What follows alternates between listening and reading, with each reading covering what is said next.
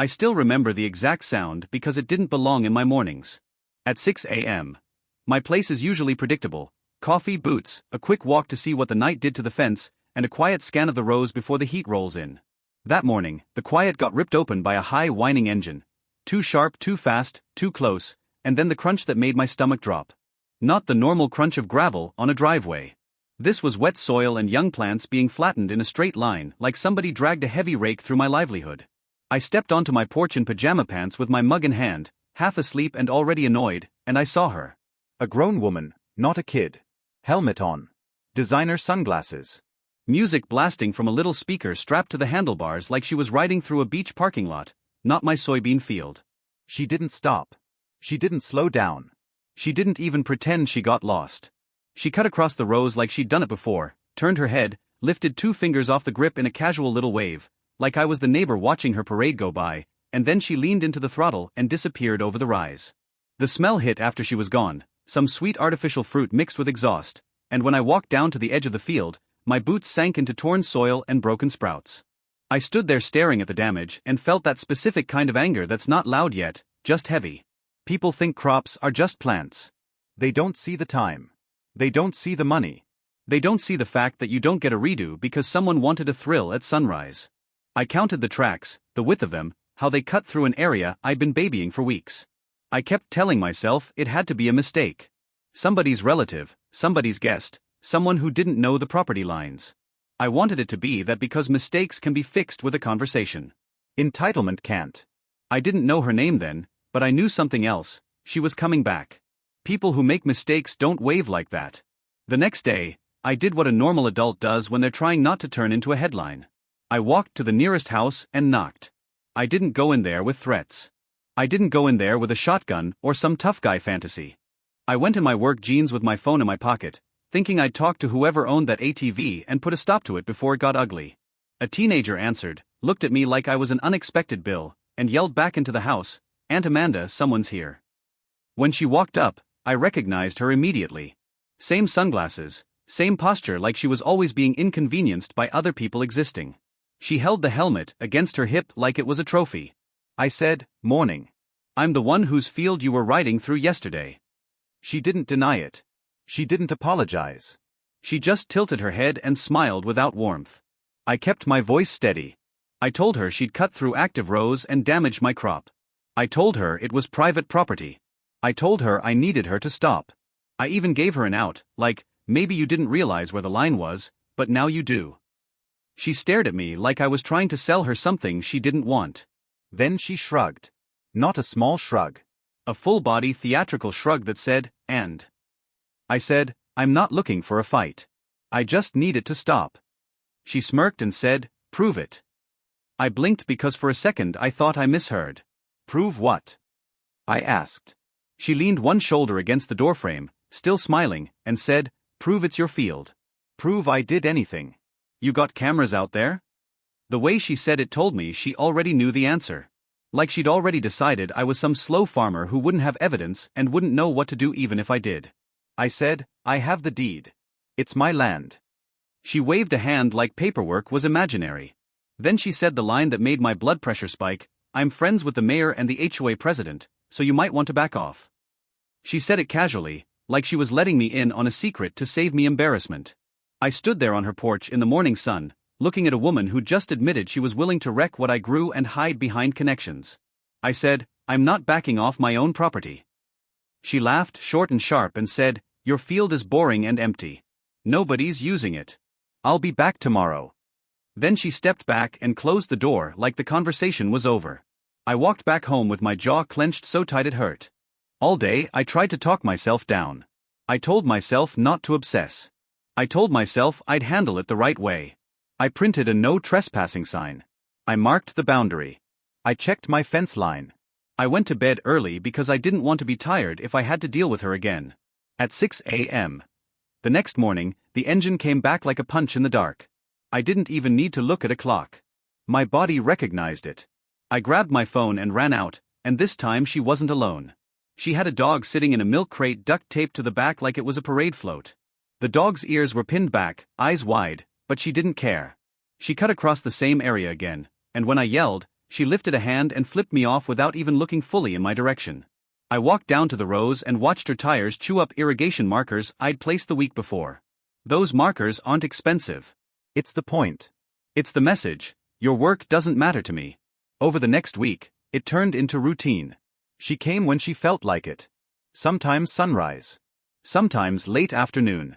Sometimes right when I was in the middle of something else, so I'd have to choose: chase her or keep doing the job that actually pays my bills. Every time I stepped outside, there she was, kicking up dirt, weaving between posts, cutting corners through the softest parts of the field because it made the ride fun. I tried taking photos. She made a show of posing. I tried putting up more signs. One morning I found a sign snapped clean in half with tire marks over it. I called the sheriff's department. A deputy came out, glanced at the tracks, nodded like he'd seen this kind of thing before, and gave me that half-hearted promise people give when they want to end a conversation without committing to anything. "We'll look into it," he said. I asked him if he knew who it was. He hesitated just long enough to tell me I wasn't crazy for thinking something was off. He didn't say her name, but he didn't need to. The way he looked away told me she had protection. The way he talked around it told me I was supposed to accept it. When he left, the field was still mine on paper, but it didn't feel like mine in reality. The anger shifted. It wasn't only about crops anymore. It was about someone deciding that my boundary didn't apply to them, and the people who were supposed to enforce boundaries acting like it was inconvenient. Then she escalated. Because that's what people like her do. They don't stop when you ask. They test how far they can push. One morning, I heard multiple engines. I stepped outside and saw 3 ATVs cutting across my field like it was a designated trail. They weren't even trying to be subtle. They brought coolers. They parked under my oak tree. They set up folding chairs at the edge of my rows like it was a picnic spot. One of them laughed and pointed at my scarecrow like it was decoration for their party. Amanda stood there with her helmet off, hair perfectly arranged, phone in hand, filming herself like she was hosting a show. She looked up when she saw me and smiled like this was all a joke we were sharing. I walked down, held my hands out, and said, "You need to leave. Now." She didn't move. She said, "Relax. We're not hurting anything." I pointed at the tracks. I pointed at the flattened plants. I pointed at the cooler sitting on land I pay taxes on. She rolled her eyes and said, "Oh my God, it's dirt. It grows back." That's when I stopped trying to reason with her and started thinking in terms of documentation. Because arguing with entitlement is like arguing with a car alarm. It doesn't hear you. It just keeps going. I started writing down dates and times. I took photos of the damage with my boot in frame for scale. I started checking the field at dawn like it was my second job. I called animal control the day her dog chased my chickens along the fence line. The dispatcher sounded bored. "We'll make a note," she said. I wanted to ask her what making a note was supposed to do when a note can't fix a torn wing or a dead bird, but I swallowed it. I put up a barbed wire fence across the area where Amanda liked to enter. I spent a whole Saturday driving posts in the heat, hands blistered, sweat running down my back, trying to do it right. The next morning, I found it flattened. Not cut. Not carefully removed. Flattened like someone drove straight through and laughed about it.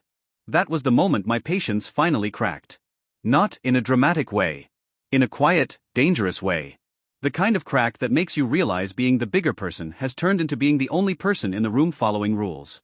I stood there holding a bent fence staple in my fingers and felt my face go hot. I wasn't thinking about revenge. I was thinking about control. I was thinking about how quickly a place stops feeling like home when someone else treats it like a playground. And then the weather changed. We got a hard rain overnight, the kind that turns the low end of the field into a slick, heavy mess. I'd been prepping a new irrigation line near the southern stretch, digging and packing, making a shallow pit where I needed it, planning to finish once the ground dried. That morning, when the engine came back, I didn't rush out the way I usually did. I walked to the porch and watched. Amanda came in fast like always, confident, careless. And then she stopped. Not because she chose to. Because her ATV sank. The front end dropped into the soft pit and the back wheels spun uselessly, throwing mud like a fountain. For a second, I just stood there with my coffee, watching karma do its slow work. Amanda climbed off, boots sinking immediately, and she started yelling into her phone like it was an emergency broadcast. She looked around, saw me, and screamed something at me I won't repeat. She tried to tug the ATV free, slipped, caught herself on my scarecrow post, and then climbed up onto it like it was higher ground during a flood. She was flailing, cussing, making threats, lawsuits, calls. I know people, the whole routine. I almost felt sorry for her until she pointed at me and shouted, "This is your fault." That's when I noticed what she was really reacting to. Not the mud. Not the stuck ATV. She was staring past it, into the tall grass near the edge of the field, and her voice changed. It went thinner, higher. Real fear, not performative outrage. Something big moved through the grass. Slow. Heavy. The air shifted like it does when a storm is nearby. Then Toro stepped out.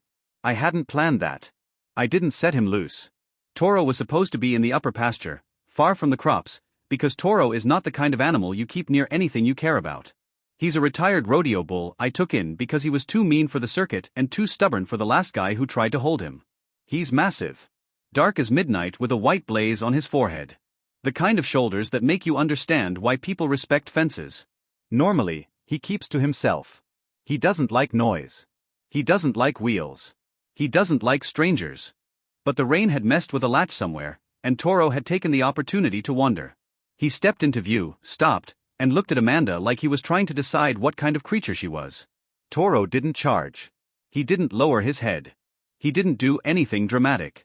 He just stood there, breathing, watching, and the fact that he wasn't rushing made it worse for her. Because it meant he wasn't panicking. He was thinking. Amanda screamed like she'd just seen a monster, and then she did what entitled people always do when reality finally pushes back. She blamed me. "Get your animal," she yelled. "Control your livestock." She was shaking on top of the scarecrow post, phone pressed to her ear, voice loud enough to carry across the field. Toro blinked, snorted once, and took a step forward. That's all. One step. Amanda let out a sound that didn't even seem human, more like a panic whistle, and started begging whoever was on the phone to hurry. I lifted my hand and called out, "Stay still. He's not doing anything." She screamed back, "You did this on purpose." I didn't argue. Arguing would have been pointless. I just stood there, watching Toro watch her. For a long moment, everything was still except the mud sucking at her boots and the distant hum of her ATV engine still trying to spin. Then Toro turned his head like he'd lost interest and walked away toward the fence line. Calm. Unbothered. Like the whole scene was beneath him. Amanda stayed frozen for another 10 seconds, then scrambled down, slipped, grabbed the scarecrow post again, and finally backed away from the stuck ATV like it might bite her. She didn't thank me. She didn't apologize. She screamed threats until she was hoarse, and then she stomped out of my field, leaving her ATV half buried like a monument to her own stupidity. I recorded the whole thing on my phone without thinking. Not because I wanted a viral moment. Because at that point, I knew I was going to need proof for everything, even when I wasn't the one doing wrong. Later that day, she came back with a truck and 2 men to pull the ATV out, and she didn't look at me once. She kept her sunglasses on like armor. But when the tow strap finally yanked the machine free and the mud splattered her boots again, she flinched and glanced toward the grass like she expected Toro to appear. And in that glance, I saw something I hadn't seen before, not respect, not regret, but fear. She didn't stop riding through my field because she understood what she'd done. She stopped because she didn't feel invincible anymore. For 2 days, it was quiet. 2 days of peace that felt like borrowed time. I repaired what I could. I replanted a strip. I fixed the fence line again. I tried to believe that maybe the scare had done what conversations and signs and calls couldn't do. Then, on the 3rd morning, my mailbox contained 3 envelopes. One from the HOA, one from animal control, and one from a law office with a name that looked expensive on paper. I stood on my porch holding them and laughed once, out loud, because the pattern was obvious. Amanda hadn't learned. She just switched tactics. She couldn't win on the field, so she was going to try to win on paper. I opened the HOA letter first and read a sentence that almost made me choke. It accused me of creating an unsafe environment by allowing aggressive agricultural elements to roam free. I read it twice to make sure it wasn't a joke. Then I opened the animal control notice, another complaint, this time claiming Toro had been used to threaten her. Then the legal letter, a sloppy cease and desist full of vague threats.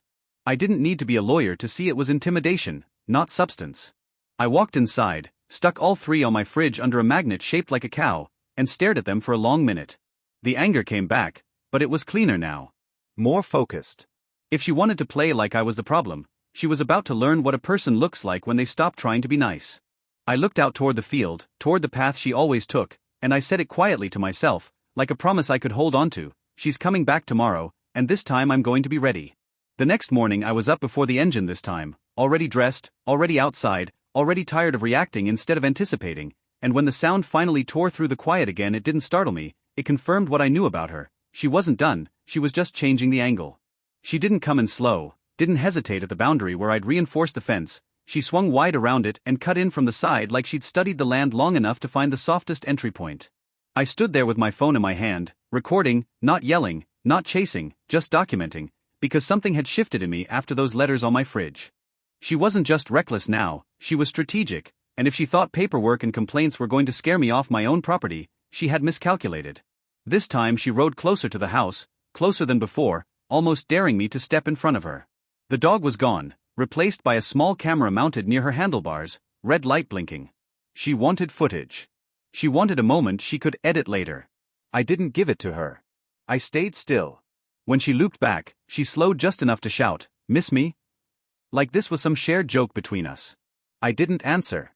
Silence makes people like her uncomfortable. She revved the engine harder, kicked up a spray of dirt, and then cut across a section I'd replanted after the last damage. I felt the anger flare, but I forced myself to breathe through it. She wanted a reaction more than the ride. After 10 minutes she peeled off and left again, but not before making sure her camera caught me standing there watching. That afternoon I drove into town and walked into the feed store I'd been going to for years. It's not a fancy place. Same counter, same smell of grain and oil, same faces most days. When I stepped inside, the air felt different. Conversations dipped a little too quickly. The cashier, who usually greets me by name, gave me a tight nod instead. I knew before I turned around that she was there. Amanda stood near the back aisle like she'd been waiting for me, boots still dusty, yoga jacket zipped up high, phone in her hand. She didn't bother easing into it. She raised her voice so the whole store could hear and said, "That's him. That's the guy with the attack bull." The word attack hung in the air like smoke. A couple of heads turned fully now. I felt the weight of it, the shift from farmer to threat in a single sentence. I walked to the counter slowly, put my items down, and said calmly, "There's no attack bull." She stepped closer, dramatic, eyes wide like she was the one in danger. "He trains it," she said. "He lets it out when women are on his property." The way she said women was deliberate. The manager, who's known me for 2 decades, stepped out from behind the counter and told her to leave if she wasn't buying anything.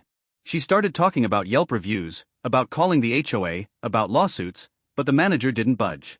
Eventually she stormed out, but not before making sure half the store had their eyes on me like I'd just been accused of something criminal.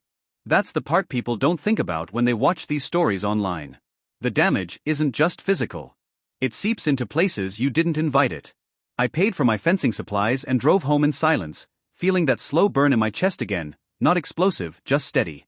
When I got back, I walked the field and checked every line, every post, every weak point. I installed 2 new trail cameras that evening, higher up and angled better, not hidden, not obvious either.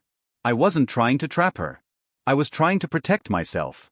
The next few days followed the same pattern.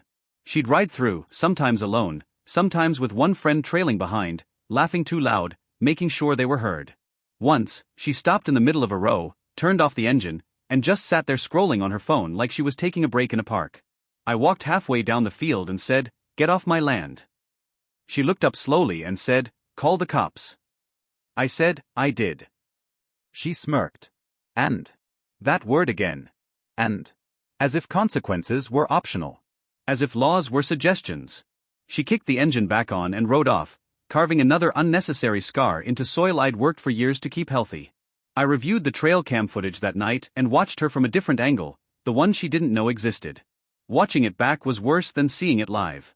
The casualness of it. The confidence. The way she treated the field like it was a sandbox. I backed everything up to the cloud and labeled each file with the date and time. If this was going to turn into a paper war, I was going to be ready. A week after the first Toro incident, I got another visit, this time from animal control.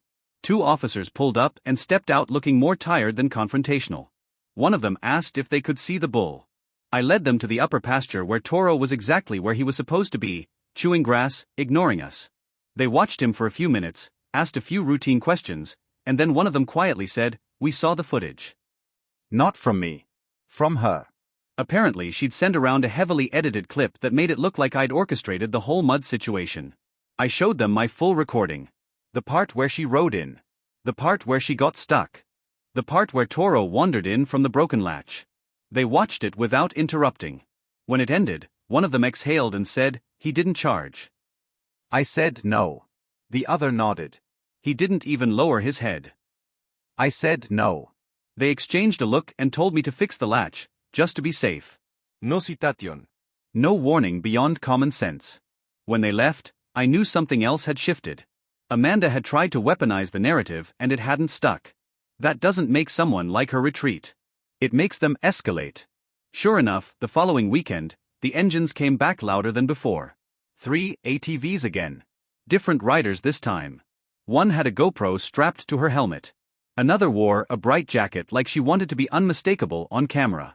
Amanda rode in the middle, leading like she was hosting a tour. They didn't just cross the field. They zigzagged deliberately, hitting the trenches I'd started digging for irrigation, bouncing over them like it was sport. I stood at the edge and filmed everything. One of the riders shouted, "It's public land." I yelled back, "It's not." Amanda cut her engine and shouted, "Prove it." She loved that word. Prove. As if ownership was something you had to perform for her. They left deeper tracks that day, churned up more soil, and knocked down 2 of the newer fence posts. I spent that evening repairing again, hands raw, mind racing. I wasn't thinking about hurting anyone. I was thinking about boundaries. How many times does someone have to step over a line before the line stops meaning anything? The following Monday, I found something new mounted near my barn roof. A small camera, not mine, angled toward the field. I climbed up, unbolted it, and checked the brand. Cheap but functional. Broadcasting to an app. She hadn't just been riding. She'd been trying to catch me reacting. Trying to build a case. I stood there holding that camera and felt a different kind of clarity settle in. This wasn't random. This was calculated. She wanted me to lose control. She wanted one clip of me yelling, one moment of me stepping too close to her ATV, one frame she could twist. Instead of smashing it, I turned it toward the road and left it recording nothing important. Then I installed 2 more of my own cameras that she wouldn't see. That night, I sat at my kitchen table staring at the letters on my fridge and the footage on my laptop. The pattern was obvious. She believed that noise and confidence would override reality. She believed that if she kept pushing, I'd eventually give up or slip. I wasn't going to do either. I wasn't interested in revenge. I was interested in ending it. Cleanly. Legally. Permanently. The next morning at dawn, she didn't show. Nor the next. I should have felt relief, but instead I felt anticipation. Because people who thrive on attention don't just disappear. They plan a comeback. And when it came loud. Late one afternoon, I overheard her at the local diner while I was picking up a to-go order. She was at a booth near the window, laughing too hard, telling someone she was planning a big ride, something she could stream to show everyone she wasn't scared of some psycho farmer. I kept my back to her and listened without turning around. She said she'd make a full loop through unused land, and prove she had every right to be there. That's when I understood. This wasn't about the field anymore. It was about her pride. She couldn't accept that something as simple as a boundary had stopped her. She needed a public victory. I paid for my food, walked out, and sat in my truck for a minute with the engine off. I wasn't angry in that moment. I was focused. If she wanted a show, she was going to get one. But it wouldn't be the one she expected. I drove home, walked the perimeter again, checked every fence line, every latch, every soft patch of ground. I reviewed my footage, organized my files, and started mapping out where she usually entered. If she was going to come in for a spectacle, I needed to make sure the spectacle told the truth. I wasn't going to chase her. I wasn't going to block her path with my body. I was going to let her step into her own consequences. As the sun went down that evening, I stood near the upper pasture and watched Toro from a distance. He wasn't pacing. He wasn't agitated. He was just there, solid, steady, indifferent to human drama. And for the first time since this started, I felt like I wasn't reacting anymore. I was preparing. Not for a fight. For an ending. The morning she chose for her comeback was colder than it should have been for that time of year, the kind of thin air that makes engine noise carry farther, and I heard them before I saw them, multiple engines this time, not the lazy solo ride she'd been doing lately but something coordinated, louder, deliberate. I didn't rush out. I was already outside, leaning against the fence post near the southern stretch where she liked to enter, phone in my pocket, remote in my hand, cameras running. When they crested the rise, it was exactly what I expected and still somehow worse. 3 ATVs, lined up like they were about to start a race. Amanda in the middle. To her left, a woman in leopard print leggings with a GoPro strapped to her helmet. To her right, her boyfriend in khakis and loafers that had never seen real dirt, trying to look official while gripping handlebars like he was holding a steering wheel in traffic. Amanda had something new duct taped to the front of her ATV, a ring light. Even in daylight. She was filming herself. Narrating. I couldn't hear every word yet, but I caught enough. Reclaiming public land. Standing up to intimidation. Not backing down. She revved the engine like punctuation. They rolled forward slowly at first, making sure the cameras caught the entrance, then she shouted something about freedom and throttled straight into my field. I didn't move. I let them come in deep enough that backing out wouldn't be as simple as a quick turn. They split formation the way people do when they're trying to look fearless. The GoPro rider veered right, cutting through the section I'd replanted weeks ago. The boyfriend followed Amanda too closely, almost clipping her rear tire when she swerved to avoid one of the shallow trenches I dug for irrigation. Those trenches weren't traps. They weren't deep enough to hurt anyone. They were just uneven enough to remind a rider this wasn't smooth terrain. Amanda hit one at an angle and her ATV jolted, front wheels bouncing hard. She recovered, laughed loudly for the camera, and shouted, "See? Nothing." She wanted drama. She wanted a reaction shot of me yelling, running, losing control. I stayed where I was, watching. I could feel my heart beating steady, not fast. That surprised me. A month ago, I would have been shaking with anger. Now I felt something else. Resolve. They looped once through the field, making wide arcs like they were mapping it for a racecourse. Then Amanda slowed near the southern trench, turned her ATV so the camera faced back toward the entrance, and said something like, "He won't even come out." That was my cue. I walked forward just enough for her to see me clearly. Not charging. Not shouting. Just visible. She pointed at me dramatically for the camera. "There he is," she said. "The guy who thinks he owns this." I almost laughed at that, but I kept my face neutral. She revved again and started toward me, slower this time, like she was trying to provoke a confrontation. I pressed the remote in my hand. The custom gate I'd reinforced along the upper pasture gave a low metallic groan as it opened. Not wide. Just enough. The sound carried. All three of them heard it. Amanda turned her head instinctively. So did the others. At first, nothing happened. Then Toro stepped through. He didn't run. He didn't lower his head. He walked. Heavy, deliberate, each step pressing into the soil with the kind of weight you don't argue with. From where I stood, I could see his eyes lock onto the movement of the ATVs. Engines. Wheels. Noise.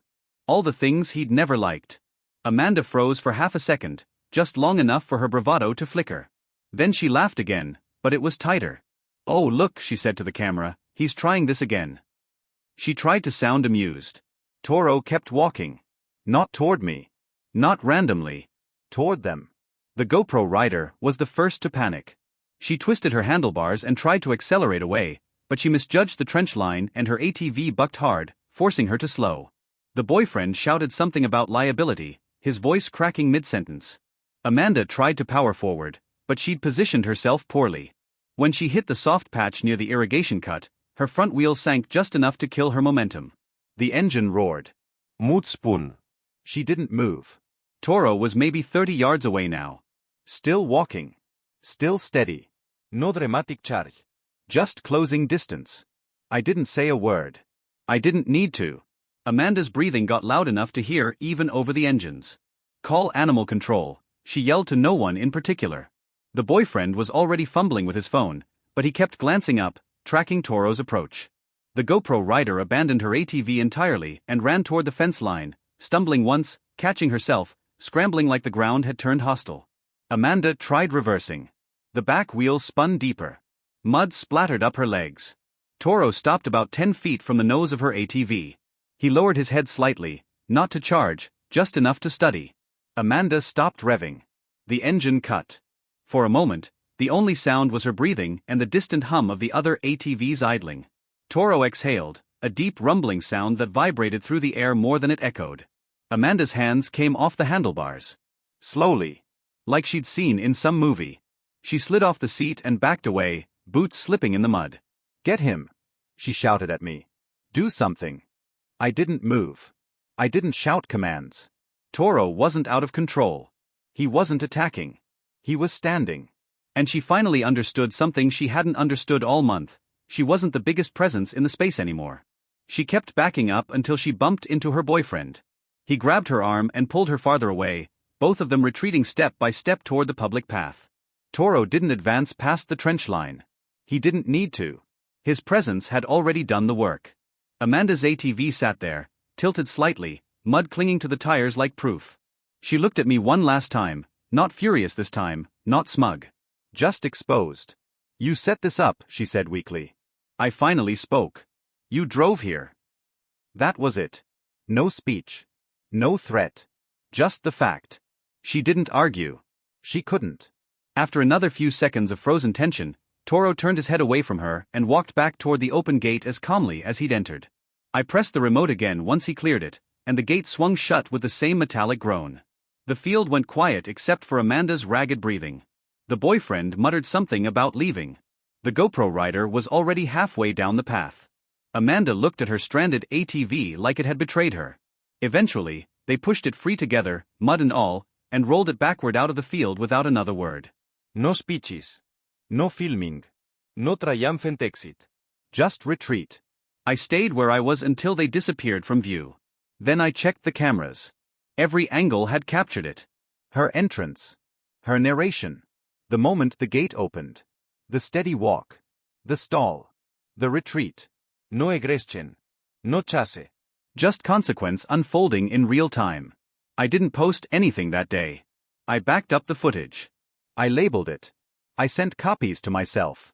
That evening, my phone buzzed with a notification from a local community page. Someone had uploaded a shaky clip, Amanda's version. It cut out the entrance. It cut out her declaration about public land. It cut out the trench. It started mid-panic, framing Toro as if he'd materialized out of nowhere. The caption read something about being terrorized. The comments weren't what she expected. A few people asked obvious questions. Why was she on private property? Why were there multiple ATVs? Why did the clip start so late? By the next morning, someone had posted a clearer version. Mine. I hadn't even shared it yet. One of the trail cams had automatically synced to a cloud account tied to a farming forum I was part of. From there, it spread faster than I could have planned if I tried. The full sequence told a different story.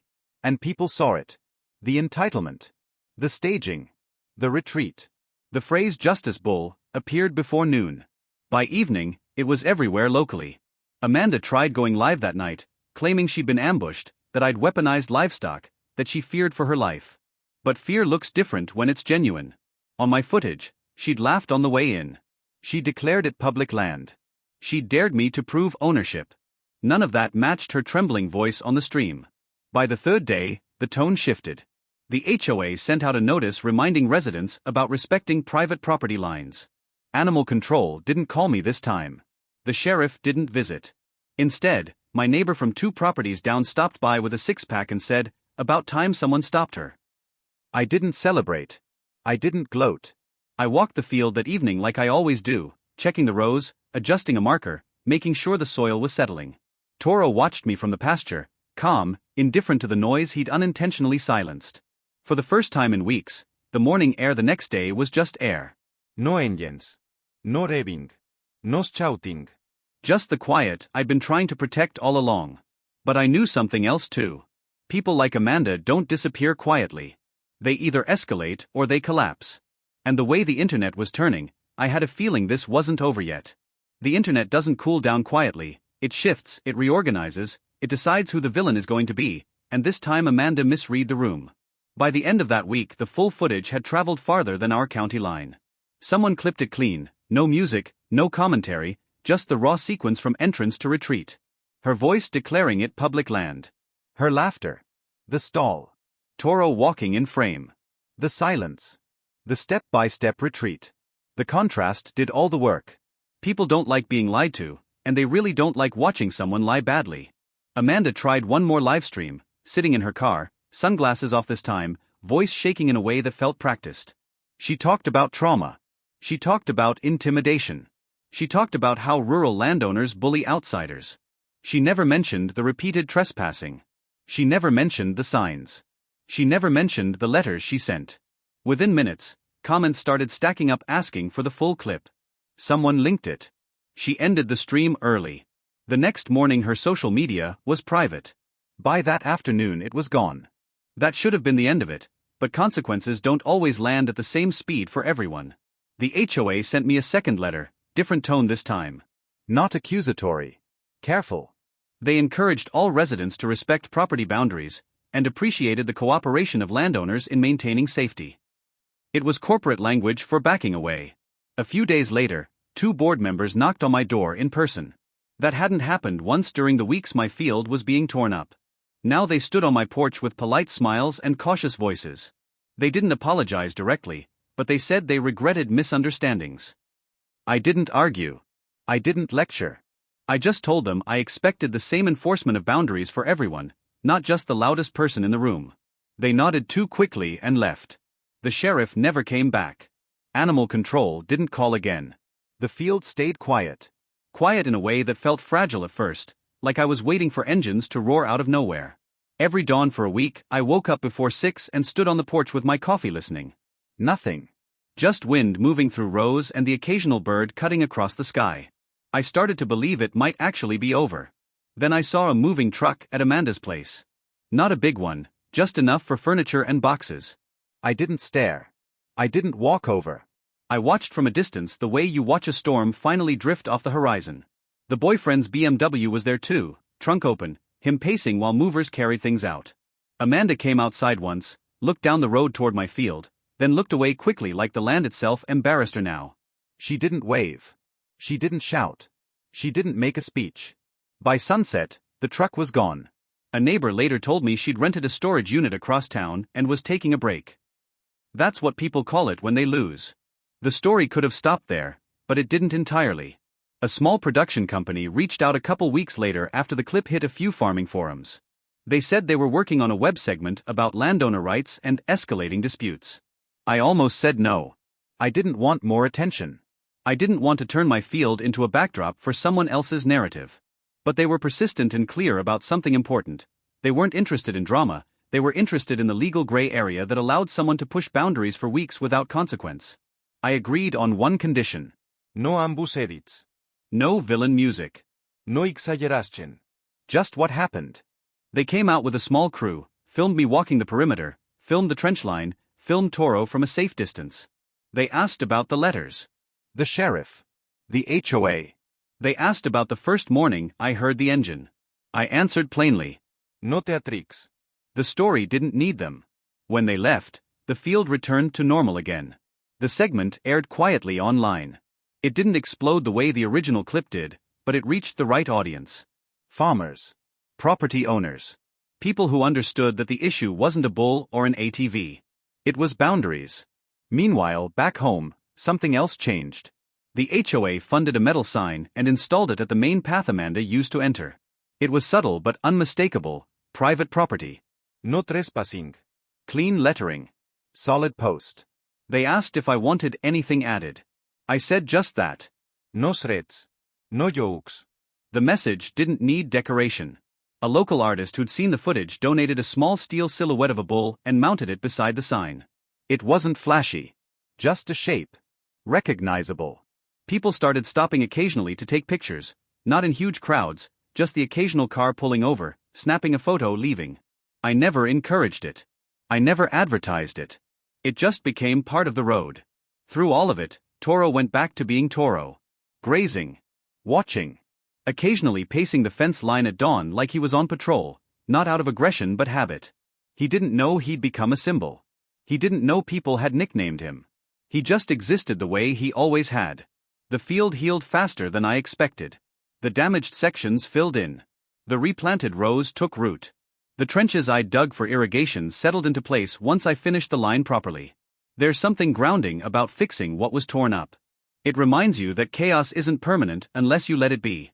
One evening, as summer started tipping toward fall, I walked the southern stretch where her ATV had gotten stuck the first time. The soil there was firm again. No deep ruts. No scar that told the story unless you knew exactly where to look. I stood there longer than I meant to, not thinking about her, not thinking about the internet, just feeling the absence of tension. That's what peace really is. Not excitement. Not victory. Just the lack of something that used to weigh on you. A week later, I got one final letter. Not from Amanda. From her former lawyer or consultant, or whatever he was. It was short. It stated that all prior complaints had been withdrawn. No admission of wrongdoing. No apology. Just silence on paper. I pinned that one to the fridge too, not out of anger, but as a reminder of how quickly noise collapses when it can't support itself. The mornings after that felt different. Not triumphant. Just steady. I'd wake up, step outside, breathe in air that wasn't cut by engine whine, and walk the rows without scanning the horizon for movement. The neighbors relaxed too. One mentioned they hadn't heard ATVs ripping through the back trails anymore. Another said their dog wasn't barking at night like it used to. It turned out the chaos hadn't been isolated to my land. It had just been most visible there. The absence of it made the whole block feel lighter. A month passed. Then 2. The story online faded into the background the way everything does eventually. New clips replaced it. New outrage took its place. That was fine with me. I hadn't wanted to be the center of anything. I'd wanted my mornings back. One sunrise in early fall, I walked the fence line with Toro trailing behind at a distance. The sky was pale, the air crisp. I stopped near the sign the HOA installed and looked at it without really reading it. It wasn't about the words anymore. It was about what it represented. A line that held. A boundary respected. I thought about the first morning I heard the engine and how small I'd felt standing there in pajama pants watching someone tear through something I'd built. I thought about the letters, the accusations, the attempts to flip the narrative. And I realized something simple. None of it had required force to resolve. It required patience, documentation, and letting someone step fully into the consequences of their own behavior. Toro snorted behind me and flicked his tail. I turned and tossed him an apple from my pocket.